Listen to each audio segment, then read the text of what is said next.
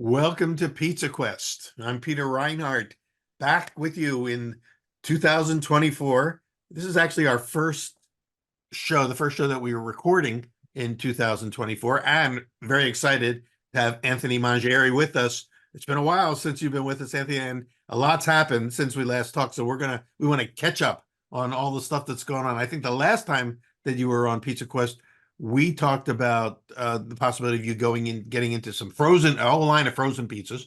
And also we're dealing with pivoting during the COVID pandemic and all sorts of other things. And the other thing that's happened since then is you've been getting this incredible press, pizza, the best pizzeria in the world kind of awards and all sorts of stuff like that. So tell us about your life, what's going on for you and how are things going?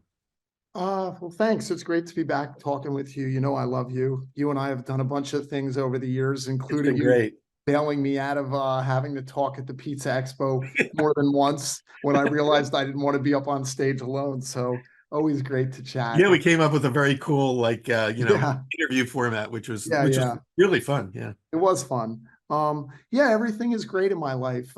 Just working as always, making pizza and uh launched the frozen as you referenced officially last February. So it's been almost a year. It was 3 years of R&D. Had hoped to launch it actually before COVID.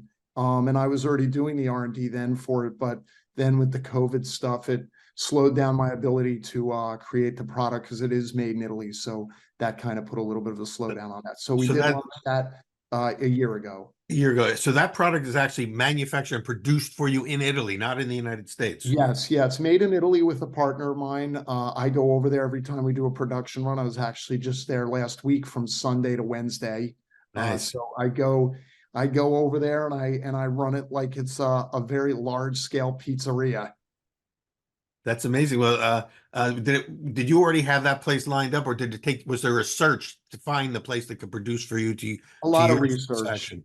a lot of research. Yeah, it's. I mean, and ultimately, I landed on the idea of doing it in Italy only for the reason that I couldn't find anyone in the US or Canada that understood what I wanted to produce at scale and also the availability of the ingredients at scale. Because, Uh-huh. I wanted to make sure that it was something that I could be proud of and that I wasn't embarrassed of and that tasted beautiful and clean and healthy. So just the ingredients that I needed to do that were mostly Italian, like we do at Una. So I just ended up having to do it in Italy. Well, you have a lot at stake because now that you are identified as one of the great pizzerias of the world, maybe the number one on some list. Your customer base has high expectations, so you obviously don't want to let them down. What was the process like? Can you talk a little bit about how you do produce it over there? What and how many are you making at a time, and how do people get them? Sure. Well, the process, I mean, from the beginning of 3 years plus ago to now has been a lot of a lot of heartbreak, a lot of beautiful moments. It's very tough, very, very tough business. It's, in my opinion, probably tougher than the restaurant business, which is already kind of a nightmare. And I think some of the reasons behind that is, when you're in the restaurant business, you have that immediate connection with your customer. So they come in, you make a product, you give it to them, and hopefully they love it. And that's the transaction. Yeah. This is not the case. There's so many steps between the creation of the product and when it finally ends up in somebody's home kitchen in, like, the middle of America or California or Florida or wherever it ends up. So just learning to navigate that pathway to get it to that end user is very complicated, and it's fraught with a lot of difficulties and a lot of people who, quite frankly, don't care about food, which is the other thing that I think is tough for any restaurant guy or chef when they get into the CPG, consumer packaged good world, and having to realize, like, oh, these people that I'm selling to, the buyers, the head people, the distributors, they may not really care about food or may not really know about food. So it becomes more of a commodity and a Yeah. business and a numbers game. So that's been really tough because, for me, the product, was a lot of a lot of hard work and a lot of love, and I'm using hopefully my 30 years of knowledge of making pizza every day of my life to try to make something that I think is really great. So that's kind of where we're at with that. I don't know what else if you want Well, to I can tell you, I know from my own experience, the challenges of doing a frozen pizza, is number one, the manufacturing it. So how do you produce it in a way that protects the integrity of the product? Totally. The frozen pizza category is getting more and more crowded every day, so you got to find your way into that. You already have had a reputation, although it's not coming out under the Una Pizza Napoletana brand. It's what's the brand that people will Right. identify? Right. So the brand is called Genio Della Pizza, Genio, Genio, Nio. not Genko, like in The Not Godfather. Genko, like the Godfather. Yeah, right. Although my daughter's name is Apollonia, and that's not because of the Godfather. Holy cow. That was my great grandmother's name. No But such thing no, as a coincidence, right? there's no coincidences. There's a reason for everything. I think Yeah. somewhere along the way. Um, No, I mean, I named it Genio della Pizza because, again, I'm riding on 30 years of like people thinking and expecting certain things of me. And, I wanted to do frozen pizza for the reason that I've made this decision over my lifetime to not open and have more than one restaurant. I want to be in the restaurant. I want to make every dough ball, which I still do. If I'm not making the dough, the restaurant is not open. So these decisions have all been made, you know, with my deep thinking to continue this path that I'm on. And so along that, I obviously realized like there's a lot of limitations to that in regards to growth. So for years and years, I had been thinking like, is there something that we could do that would be able to connect with people on a bigger scale, use my knowledge, Yeah. and just have something going that's not just resulting in me touching every single dough ball, which is so limiting and so restrictive, which again is my choice because if you're coming into Una for me, and this is not against any other restaurant or anybody, but for me personally, I just feel that if you're coming in there, I feel such an obligation and it's such a privilege to have people spend their time and money coming into the restaurant with the choices and the opportunities that are out there now that like I have to be there. I just can't not be there and not be the one making the dough and not be the one involved in every part of it. So that Well, all being said, no, go ahead. let's talk more about that before, and we'll come back to the frozen pizza in a second because I want Sure. to get into because I know that when I saw you the last time I actually saw you in person in New York I don't know before the pandemic I brought a group in and things were happening there and you were so busy you weren't making every pizza yourself you had a couple really talented people working for you and then you were also working on opening a place in Jersey Exactly. and so you couldn't be in two places at once. So having that experience, did that sort of like drive you back to the I want to get back to doing every pizza myself mode? Yeah, totally. I think during that period, which lasted about a year, probably like a little more than a year up to the pandemic, was when I was going through that phase, that transitional era of like, let me try to open another restaurant. It took about a year. I still made the dough every day. So all the dough that was being served in New York City, I was making, but I do have two guys that still work with me and they're amazing and super talented and I love them. And they work with me every night. And usually the way we work at the counter is, well, first of all, I make all the dough. No one makes the dough in the restaurant. But then in the evening, when we're actually making the pizzas for the customers, there's three of us, one on the oven, one person opening the dough, and then all of us topping the pizza. And Uh-huh. it's the same two guys that have been with me for 6 years, no one else. So I'm not opposed to that phase of growth for me, but my hand and my ideas and me making the dough still needs to be completely 100% Yeah. involved. So Um, yeah, that's so important. That's a value in a sense it's a of pillar. There's a few things I think for Una that like are like just these pillars that will never change. And then things evolve. I mean, obviously, if we go back to when I started Una and I made all the dough as I do now, but I also opened every pizza, topped yeah. every pizza, and baked every pizza alone. I also at one point didn't even have servers and I used to serve the pizza as well. So I mean, we can't You go are a back one that. man band. Yeah, we can't go back that far.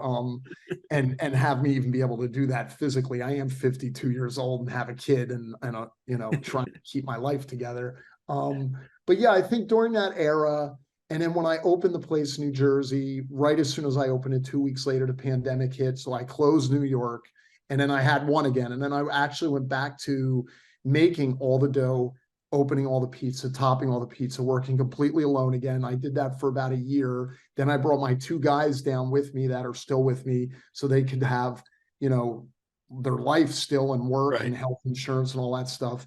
But I think during that time in New Jersey and having to think and make a decision, am I going to come back and reopen 12th Street, or not 12th Street, Orchard Street? What is that going to look like? And as I thought about that during that time, and while Orchard was closed, I made the decision then that, like, if I came back and I reopened Orchard, I'm doing it 3 days a week, doing some private events during the week, and I'm going back to the roots of the way I always did things. And that's how I want to ride my career out. I mean, at a certain point in life, I think you also come to a conclusion that, like, you got to lean into your strengths and be who Yeah. you are. It's like, I think of it as like when you're young and you're trying to fit in at the high school dance and you don't, at a certain point when you're older, you're like, you know what? I just don't fit in. I don't care. And that's kind of how I feel about the way I run the restaurant. It's like the restaurant is, it's everything to me. Yeah. It's my, it's the most stable part of my life for 30 years. It's who I am. It's what I think Yeah. about. I think about it when I go to bed at night. I think about it when I wake up. It's basically the manifestation of your soul in action. Pretty much, yeah, it is. It truly is. And I'm fortunate enough to slowly have curated a group of people around me that are on the same train.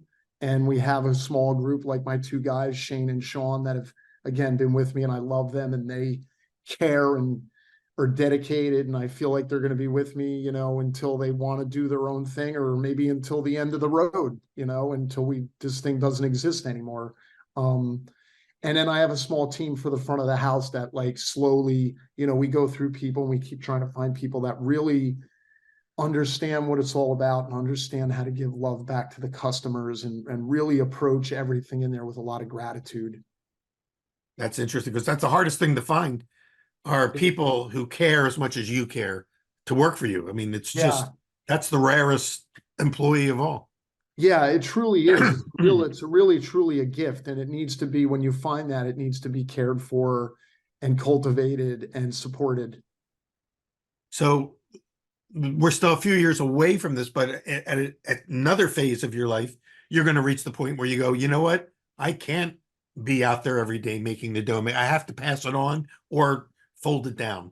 And it sounds like at least you've got the opportunity, if you've got, in a sense, proteges or people that you feel, get it, that there's a chance that you could keep it going and take a different role. I mean, someone like Chris Bianco has had to make that decision, for instance, and move into another role as the padrone, in a sense, as opposed to the artisan making the pizzas. Do you foresee that as a possibility? I don't see that now, but that's because I'm still so physically a part of everything. And I kind of approach my life in an athletic way. And I'm very clean living. And I really spend a lot of time making sure that, like, I'm strong. Um, so I don't see that now. And I don't want to think about it because I don't want to give myself that Yeah. window. Because So I it's mean, not let's it's not not on kid a ourselves. 5 year or 10 year plan or something like that. Totally. Because I'll tell you, like, anyone that's ever worked making pizza in a pizzeria, like, it is grueling. It is physically grueling. I mean, on the days that we're open, I'm in there from between 8 or 9 in the morning until midnight, nonstop, without sitting down, prepping, making dough, prepping ingredients, and then making 140 or 150 pizzas until we Yeah. sell out. I mean, I have to be completely honest. Every single night that we're open, by about 8 o'clock, I'm just like, holy moly, Yeah. this sucks. Yeah. and, and I Yeah. want to go home and take a bath and eat a snack. It's like So you are living the story that they're telling on The Bear, of a life I don't that's know. I haven't doomed seen to the that business. show, but Um, from what I hear, maybe, yeah. I mean, it's just a lot. So I think, Wait a like minute, you're a anything. TV star in your own right. You haven't seen The Bear? No, I met the fella that wrote it though. He came in to eat and he's lovely. Are you still doing TV? Are you still on Billions? They stopped shooting it, so it's Oh, I finished. thought that Yeah, was still going. yeah, finished. For people who don't know, we talked about this last time. You were a recurring character, I think, in a few episodes. You played yourself, correct? Yes, yeah, yeah. It was funny. A lot of people when that was going on would be like, "Man, who's the new pizza guy they have on Billions? This guy is like the worst actor ever." And people would be like, "He's not an actor. He's actually a pizza guy." Because the old guy that used to play the pizza maker Yeah. was a great actor and literally did not know anything about making pizza. I met him and hung out with him, and he had no clue on pizza making, as That's I had funny. no clue on acting. But still, a fun little digression in your life. In a crazy life, I'll tell Yeah. you. But things that open up, so Yeah, the fact that, even coming full circle and realizing I'm not ready to let go of making the dough and being in control of everything and connecting directly with my customers. That's still a driving force for you. absolutely. Yeah, it really is. I mean, it's my happy place until I get to 8 o'clock and then I want to go As home and hard as it is, it's still your yeah, happy. it is. It is. There's never a day in complete transparency. There's never a single day that I don't wake up in the morning and I'm not excited or feel like today is the day that I'm finally going to get this right. Wow. So maybe, when that goes away, God forbid if it ever does, then I'm going to be like, you know what, I'm done, or I'm not going to be there every Yeah. day. I don't care. But I don't feel that, I feel like honestly, a lot of people even joke with me, they're like, man, are you such a control freak that like you have to be there? You can't let these two guys who know how to make pizza really great just do it without you. And I'm like, dude, it's not about the control freak. It's about that every single day and every night and every dough ball, I'm always like, man, it's all practice. We were joking about it on the line Yeah. on Saturday night, me and one of my guys about like practice. It's really just essentially like every single night is practice. I don't know what the hell I'm practicing for or where the end game is going to finally be, but I feel like everything is just this okay, today I think I figured it out. And then it doesn't come out the way I want, and I'm in a bad mood and I'm stressed out, and the guys get stressed out, and we get through it and we get done and we go home. And then the next day it's like, all right, today's going to be the day. And this might also add into why I'm always changing things and changing the dough. And I just ordered a new mixer that'll be here in a few weeks. I swear to God, I've tried every mixer on earth. And I don't think it has anything to do with the mixer, but for me, it's just another place to put that thought of like, okay, maybe if I tried this and this, Are I'd finally lock it in to a way where it's just consistently exactly what I want. you And I still don't know building if your own that's, oven? huh? Are you still building your own oven? No, no, no. I haven't done that since forever. It's, No, I use a one oven from Naples for years and years and years, hmm. and generally that's like a non-issue for me. That's other than like the wood. The wood in that is a whole nother story. That's like you could spend the rest of your life just changing woods and cut sizes, and you have a completely different product. So the variables and the nuances that exist within making pizza, I think, is also probably why it's so great of a job to be able to just stay in and keep coming back at every day. We're like, today's the day, today's the day. Because there's not a lot of things in the food world, I think, where you're making a product, especially the way we do it. I mean, you think about some of the pillars that we have at Una that have been since 1996 to today.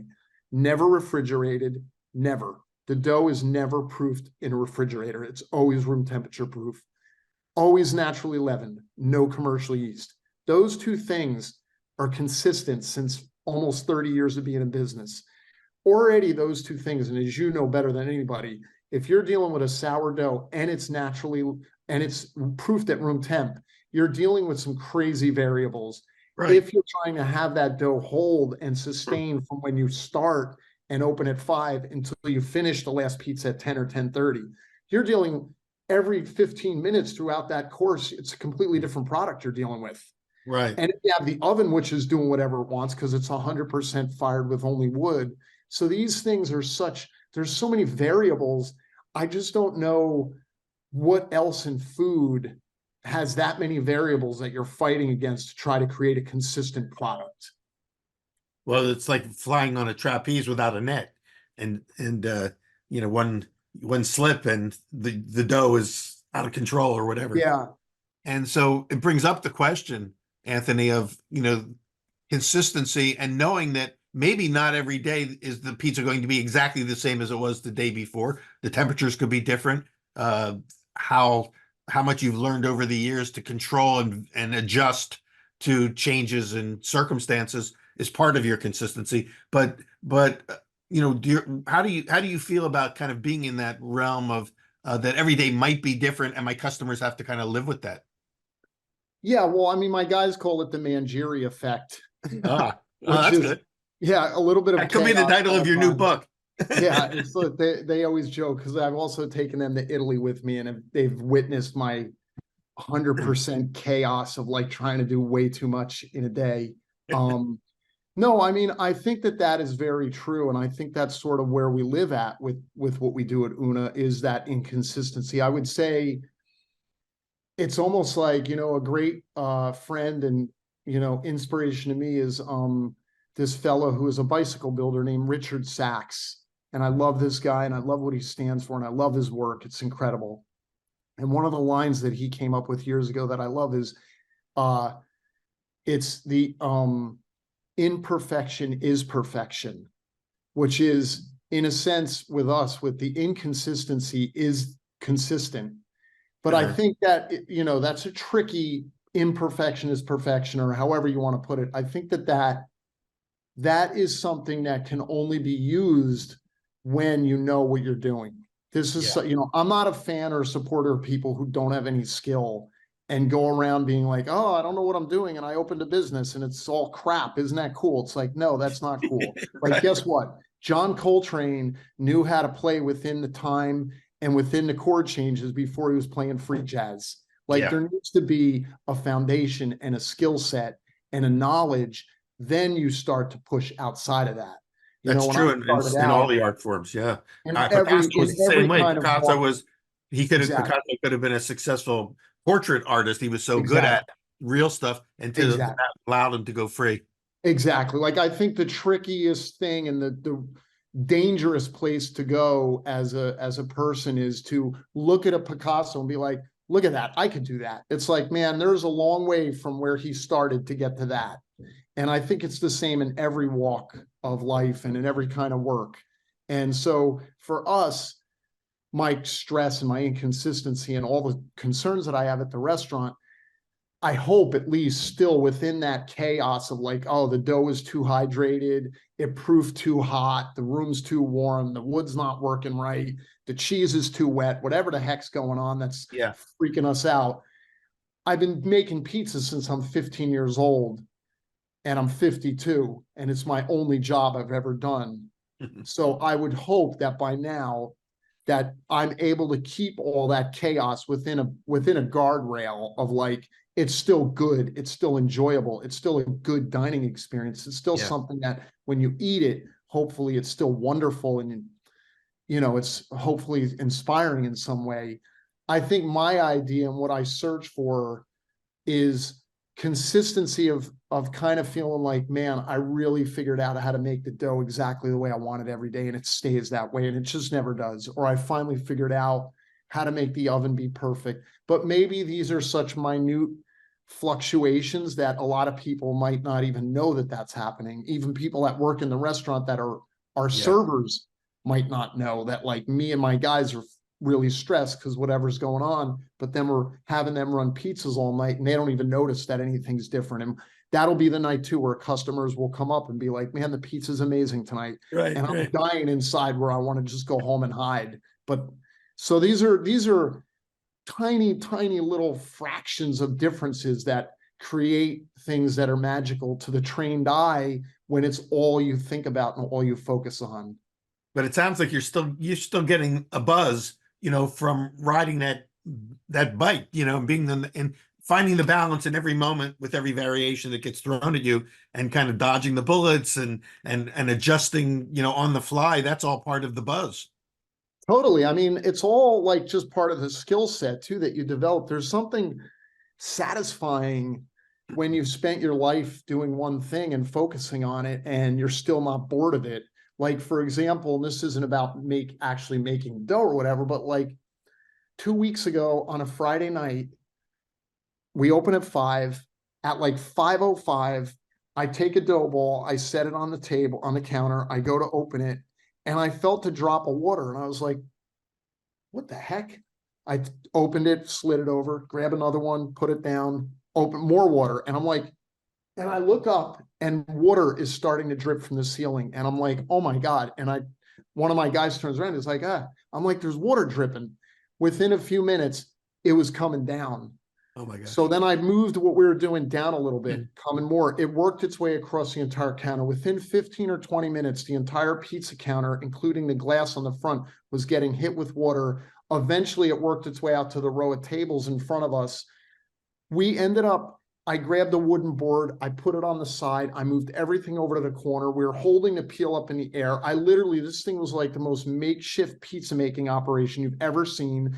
We moved everybody from that row. This went on for like 2 hours. We ended up having to get the fire department in. Somebody Wow. above us left their sink running. It got clogged and they went out and it flooded and started coming through. We finally got it stopped. But even that, I was like, left there and we sold out. And I left there and the pizzas came out as good as normal. Yeah. And I the was people like, are going, wow, one of your best days. right. That's 30 years of experience right there, where you're like, okay, the ceiling's about to collapse. We're staying open. You It know, like sounds that, that's also part of the just the repetition and the skill that you build, is where it's Yeah. like, I can make pizza anywhere now. I can come to your house and I'll figure out how to do it. It's like, these are things that get built in from just doing the same thing every day, where you are so in it that you can kind of weave your way around all the obstacles that can come up. What I thought of when you were describing that is, it's like you were describing improv theater, and the audience is throwing out suggestions and you kind of figure it all out. Yeah, well, The guiding principle in improv is that you always have to say yes. You say yeah. yes, and you go on the yes, and essentially you're still in that yes mode. Okay, throw me a leaky ceiling, but I'm still going to make it happen. Yeah, totally, totally. It's like there's no stopping us. The show must go on. That's it.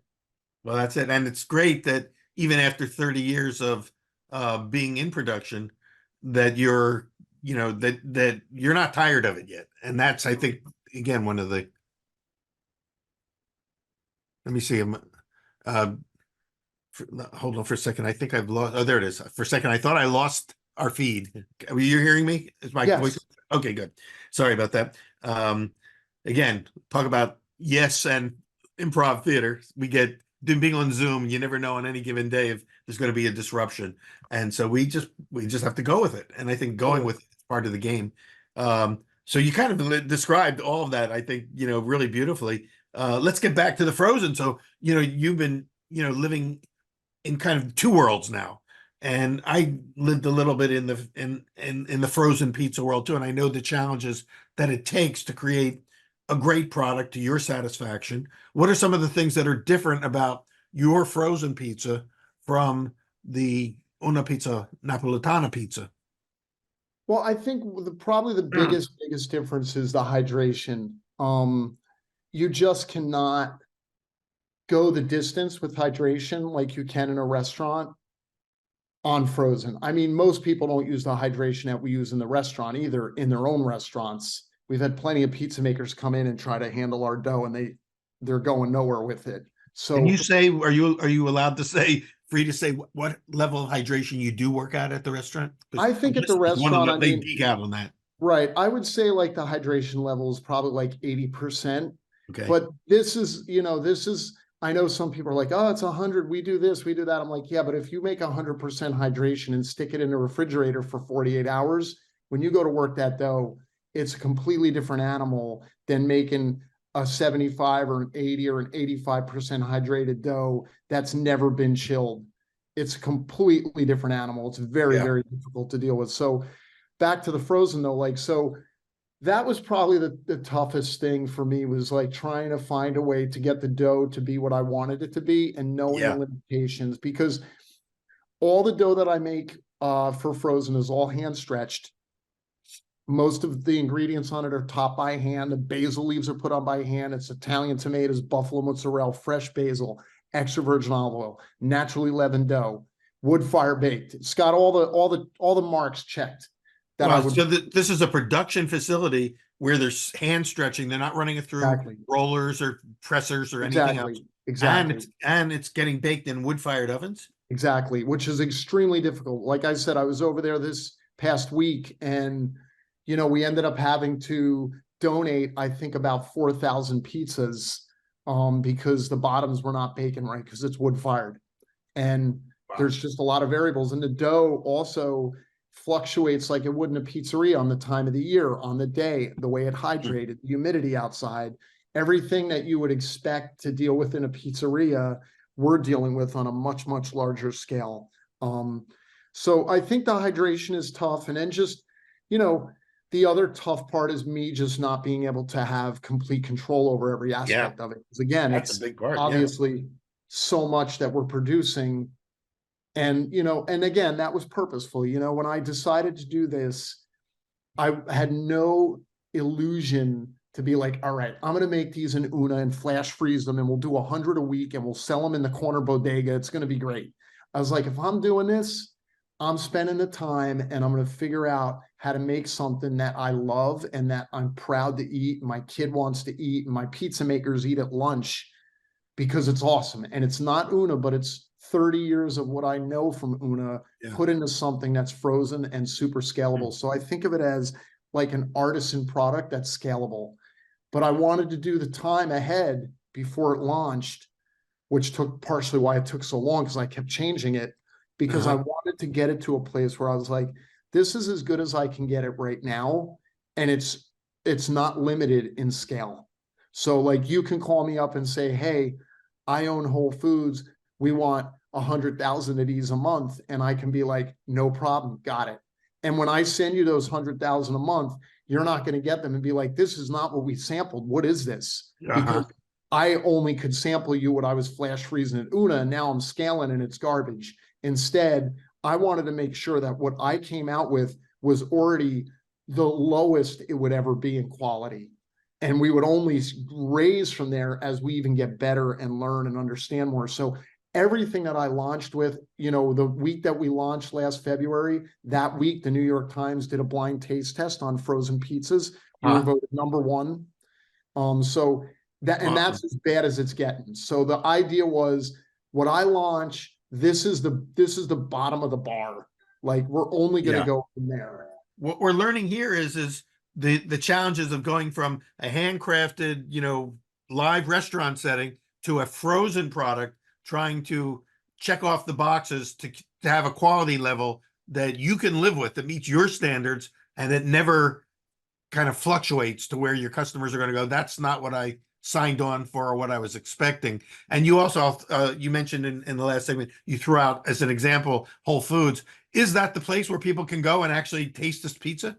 Yeah. So we've been fortunate, we have found and continue to find some partners in the retail side of things that love, things like this and support it. So we're available in Whole Foods in 2 regions. So you can get it in most Whole Foods from Maine all the way down through to New Jersey.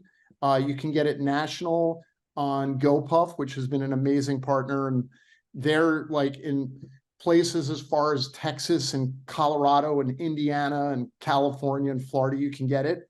And that's great. We're available through Goldbelly. And then we're in a bunch of cool, smaller chains, like in California, we're in Lassen's, Nugget, Bristol Farms, which is amazing. Mhm. In New York, we're in a bunch of stores from like Brooklyn Fair. In New Jersey, we're going to be in ShopRite, which is amazing. That's where I grew up shopping as a little kid. Yeah. Pretty amazing. The can sale. I don't know if you ever saw those commercials, but that was big for anyone from New Jersey in like the No, 70s. because I was in Philly and we didn't get the Jersey, except for South Jersey, we didn't get the Northern Jersey stuff, so Yeah. So we're there and then just building from there. I think hopefully 2024 is going to be a really strong year for Genio and we keep getting better at what we're doing and understanding how to navigate this kind of path to the customer through do you have retail. any outlets down in where I am in North Carolina? I'm not sure. I think we may be in one or two. I think you can get us on GoPuff down there though.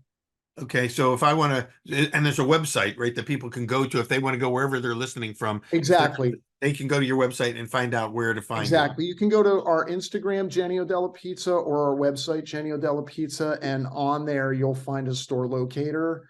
And I have a really small team that is very dedicated that works with me on Genio that you can also email if you have any questions or if there's a store you want to have it in near you, by all means go to the store and ask. Because as crazy as that sounds, that still is a great way to open up a store. If most stores get a couple of requests from a customer, they'll end up reaching out and be like, hey, we want to bring in Genio. We've had a bunch of people asking for it. So that grassroots movement still Yeah, works. still word of mouth is still the best way. Totally. I meant to ask this earlier when you were talking about making these in Italy. Where in Italy is the manufacturing facility? In northern Italy.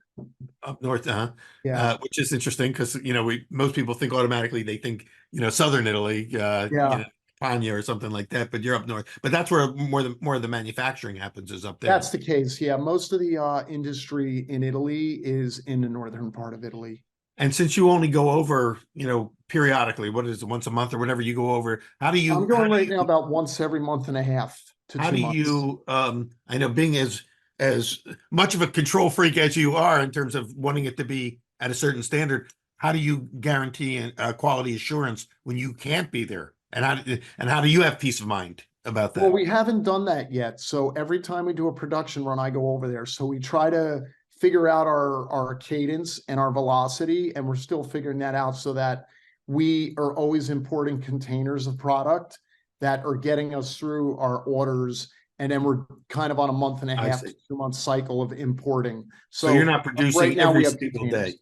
It's Huh? it's not like every day you're producing. No, You're no, no, producing in no. batches and then coming back and Exactly, making another exactly. batch. Exactly. Okay, well We that's take over interesting. a line in the facility and we run our products on that line. And then that way also what's nice about that and helps with consistency of the product is then all the people working that day are familiar with our product and it's the same people on the line for the entire shift. And I'm there and we all start. So everyone there and all the managers there know me now. So when I'm there, they're all like, oh, the annoying American guy's back.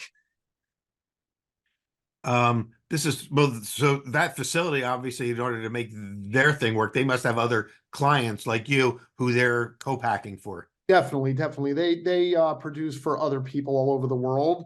I think they have said to me and realized like I'm the only one who's ever been over there and is actually first a pizza maker and secondly really there with the idea of obviously I want to make money doing this and hopefully someday I sell this thing to Nestle and I retire and then I have the pizzeria open 1 day a week.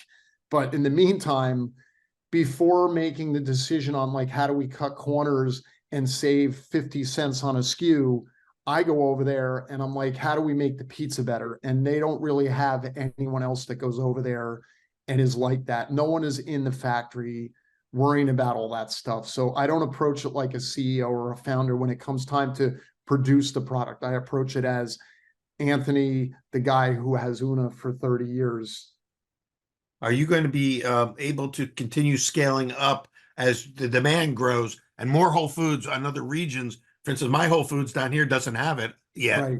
but when they want it, are you going to have to go over more, or will you put a team in place there I that can? think, yeah, I think as we grow, I mean, it's hard to say right now. I think if we grow the way we see it growing, I think for now we can continue the way we are. We can just produce more because there's really no limits to how much we can produce. We're definitely not producing the full capacity of a day's run. So I think what we would do is we would just produce more while I'm there, and Uh, that would cover us for the cycle that we're in. And we just keep getting better at that. And ultimately too, that's good because then there's less waste, there's less shrinkage in the warehouse side of things where we end up having products sitting in our warehouse in America, and maybe some of it doesn't get sold in time and then it expires. So it's better to kind of do like these 1.5 to 2 month, shipments so that the stuff is always fresh and it gets into the US and it has a nice shelf life. And also then we're not paying for storage in the US for a lot of product. well, when somebody brings one of your pizzas home from the market, is it already fully baked? Is it par baked? Is it, how do they reheat it? So it's fully baked. To give you an idea, this pizza, when we make it in Italy and it comes out of the wood-fired oven, I eat them right out of the oven, and I swear it's equal to some of the best pizza I've had in the US. Then it Oh, gets frozen and, it slightly becomes a different product, and that's that. That's all we can do. So I bake it so that it's pretty much fully cooked. What you have to, I wouldn't say just defrost it and eat it. You could, but it probably wouldn't be very enjoyable. yeah. What you do is there's two ways you can do it. If you're in a rush, you just take it out of your freezer, put it in any kind of oven. I've had people be like, "Oh, do I need a wood burning oven?" I'm like, "No, no. This is for like It's already anybody." had that. It's already been in the wood. Exactly. Yeah. Exactly. So all you got to do is put it anything, a toaster oven, your home oven, anything, middle rack, 450, bake it till it's done. And I say bake it till it's done. Obviously, we have a time on the back of the box. But what I would say for folks listening is cook it to where you want it cooked. Some people like it really crispy and super dark, leave it in. Some people like it softer, more Napolitana style, take it out as soon as it's warm. Whatever you want within that you can do. If you want to have it come out even a little bit better, for me personally, I like to let it thaw a little bit and come to room temperature before I bake it, because then you're shortening your baking time in your home oven, because now it's already pretty much baked at our co-packer, and now it's also not frozen. So all the ingredients going into your home oven are going to be softer, the Right. cheese, everything, and it'll cook faster and more evenly. And then the final little touch on it that I like to do is when it comes out of the oven, add a little bit of your favorite olive oil and a little coarse sea salt, and forget it. It's amazing. And they're great platforms to doctor up also after the fact. Like we have a marinara, which is the usual marinara, tomato, oregano, garlic, and olive oil, no cheese. That one for me, like I take it out, we put anchovies on it, or take it out and put some grated pecorino on it. It's incredible. You mean you do that at home? You do that after the rebake. Yeah, after the rebake. And then I we have see. a Bianca, which you can, when you take out of the oven, we put arugula on it and maybe some sun-dried tomatoes. Like they're amazing platforms because they're very, very clean, you know? Wow. What a learning curve you've been on for the last few Oh years. man, it's so crazy. When I get back into Una, I'm just like, oh my God, this is so nice. It's like you say you have your whole life has been, being a pizza maker, but really you have two careers. You've got your restaurant career, and then this is Yeah, a no, whole different business. I have two full-time serious jobs now, which, obviously is wearing me down a little bit, but it's worth it. I mean, I'm the CEO and founder of Genio, and like I said, I have some full-time employees that are dedicated, and it's a serious undertaking. And then I have Una, obviously, which is my bread and butter, my passion, and life's work, which we have a pretty large staff for the front of the house there now as well, and fortunately super busy. So for the five people who are listening who don't know about Una Pizza Napoletana, where are you located? This is not your first original location. This is No. your most recent location after you left New York, went to San Francisco, came back to New York, and so if people want to find you because they're in New York, where do they go? We're located at 175 Orchard Street in the Lower East Side between Houston and Stanton, right around the corner from Katz's and Russ and Daughters. Ah, okay. So And do you easy to need a find. reservation to get a table? You do, yeah. We have 1,000 people a night on the wait list, and the resis are Wow. usually taken within 1 minute of going live every 2 weeks. We do save a little room for walk-ins, so if you want to do a walk-in, I suggest getting there maybe quite a bit before 5 o'clock when we open, and we try to do our best to accommodate. You're becoming the Rowells of the Lower East Side. Thanks. Yeah. Someone has to die for you to get a table there. Yeah. No, we're really fortunate. I mean, it's crazy because it's pretty amazing to be 30 years into this Yeah. and feel like we're really at our best, which is amazing. Like I really, truly, in all my heart, feel that this iteration of Una Pizza Napolitana is the best it's ever been. It's the most beautiful. The service is the best. The hospitality is the best. The pizzas are as good as ever. The music is cool. Like I just think like we are firing on all cylinders right now in that place. It's pretty epic. What's exciting for me in hearing all of this is that again, after 30 years where most people are fried, you still got a fire burning in your belly. about all this. You're Mental still illness. excited about it. What's that? I said that's a lot of mental illness. Well, yeah, but it's passion and it's and the fact No, that you're still, excited about it. yeah, no. You're still in your heart of heart an artisan who gets joy out of creating something to that somebody else gets to eat. Well, I mean, I think I have to be really grateful for that. It's a gift. It's a gift that I get to do this. It's a gift that people come in. Mm. I mean, it's all just like a lot of gratitude, and I don't take any of it lightly.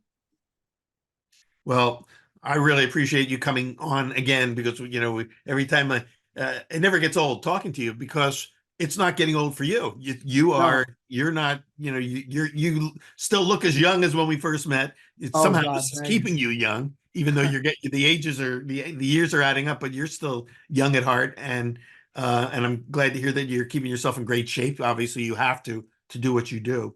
And congratulations on all this growth. I can't wait to get my hands on the Genio pizza. Again, we'll say for the listeners, Genio Della Pizza. Yes. This weather's getting my throat. Genio Della Pizza.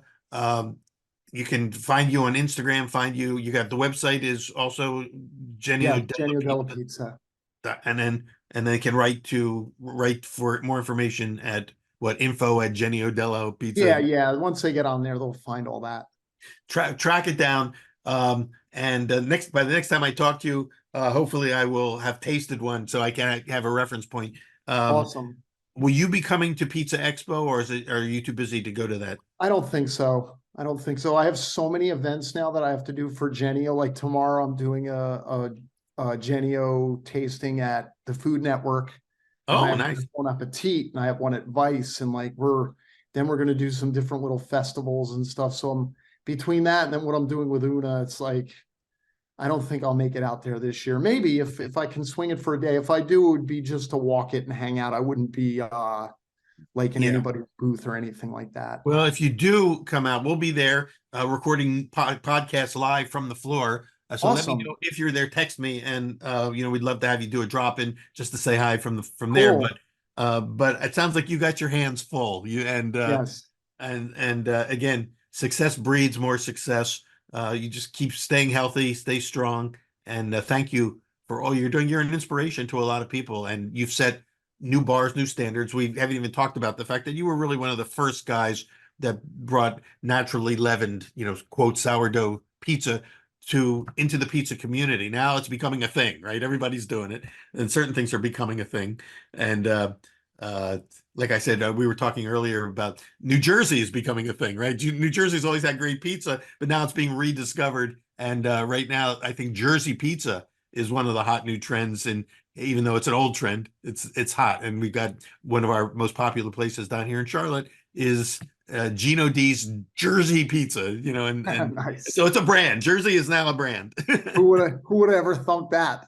I know. And All I think wanted back, to do was get out of there when I was a kid. right. And think back 30 years ago when you were making pizzas in Jersey, then moving to New York, Yeah, yeah, what's happened, totally. all that's transpired since then. Totally. So good for you. Congratulations. Thank you again for joining us and sharing all of this story with our listeners and followers. And thank you for tuning in, everybody. We will see you on the next episode of Pizza Quest. Thanks, Anthony. Have a Thank great you. rest of the week. And hopefully I'll get up to New York and see you in person. I hope so. Thank you.